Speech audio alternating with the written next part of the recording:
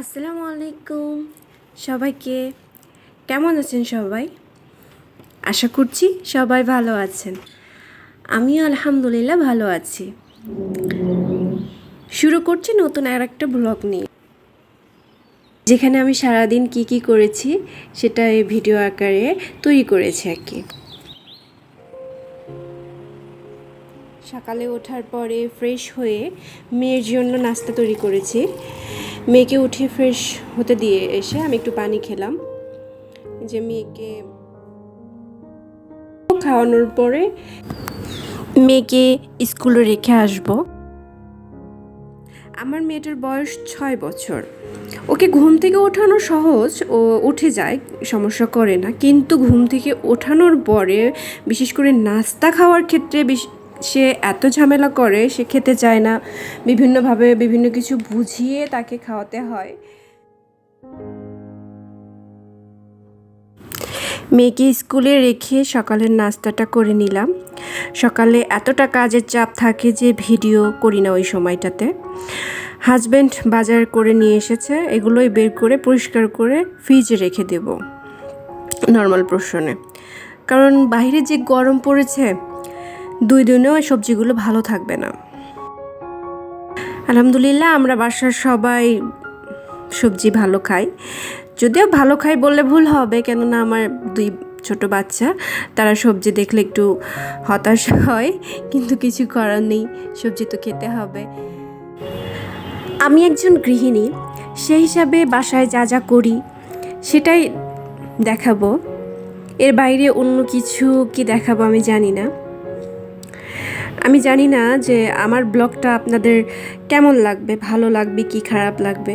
তাই যদি ভিডিও দেখার পরে আপনাদের ভালো লাগাটা মন্দ লাগাটা শেয়ার করেন, মানে কমেন্ট বক্সে আমাকে জানান, তাহলে আপনাদের মনোভাব আপনাদের কাছে কেমন লেগেছে এটা আমি জানতে পারবো। যদি আমার এই ভিডিওর কোনো অংশে আপনার একটু ভালো লেগে যায়, তাহলে অবশ্যই আমার চ্যানেলটিকে সাবস্ক্রাইব করবেন, আমার পাশে থাকবেন। যেহেতু আমি নতুন, সেই হিসাবে আমার পাশে থেকে আমাকে এগিয়ে যেতে সাহায্য করবেন।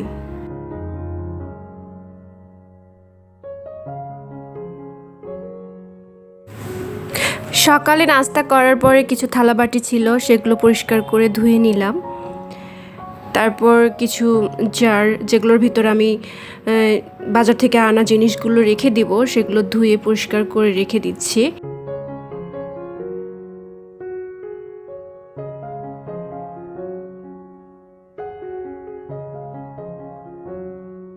এর আগে 2 দিন ব্লগ করেছি, সে ব্লগগুলোতে রান্না করে দেখিয়েছি।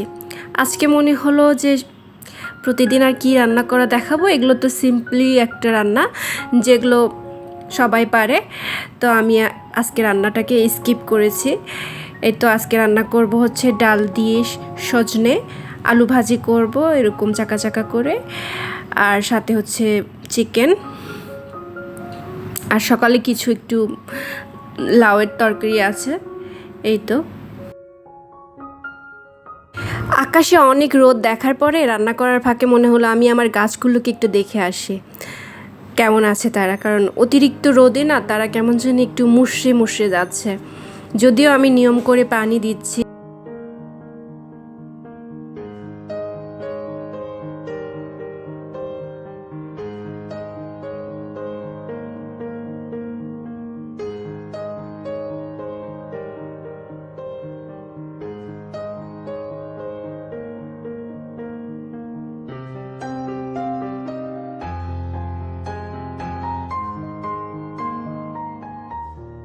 ছোট বাচ্চা যে বাসাতে থাকবে সে বাসাতে ঢোকার পরই তার প্রমাণ পাওয়া যাবে, বিভিন্ন জায়গায় খেলনা পড়ে থাকতে দেখা যাবে। আমরা মায়েরা যতই গুছিয়ে রাখি, বাচ্চারা তো বাসার ভিতর খেলবেই, এই জন্য দেখবেন এখানে সেখানে খেলনা পড়ে আছে। এই তো খেলনাগুলো যেখানে থাকে সেখানে গুছিয়ে রেখে ঘর ঝাড়ু দিয়ে সালাদটা কেটে নিলাম।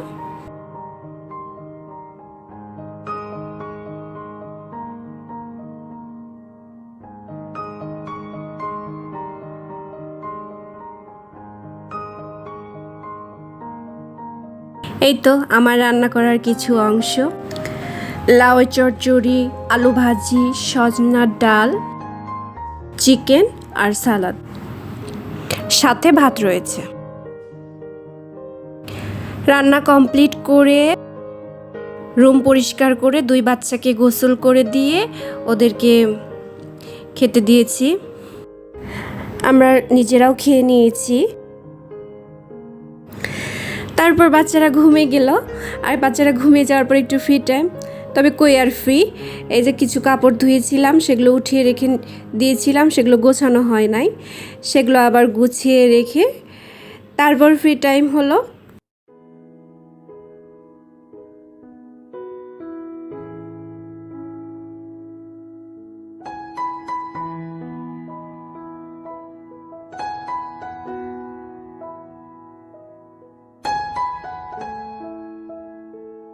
দুপুরের সময়টা আমি খুব একটা ঘুমাই না, ঘুমাতে আমার খুব একটা ভালো লাগে না। এই সময়টা আমি নিজের মতো করে কাটাই।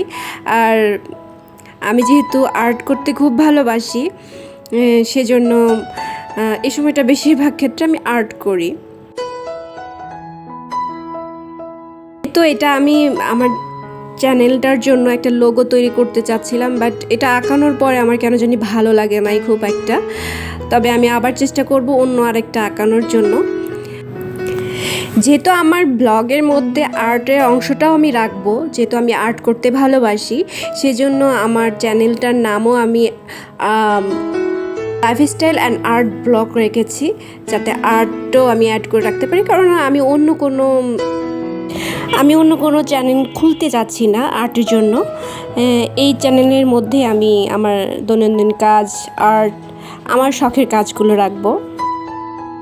আপনি যদি আমার ভিডিওটা শেষ পর্যন্ত দেখে থাকেন তাহলে আপনাকে অসংখ্য ধন্যবাদ।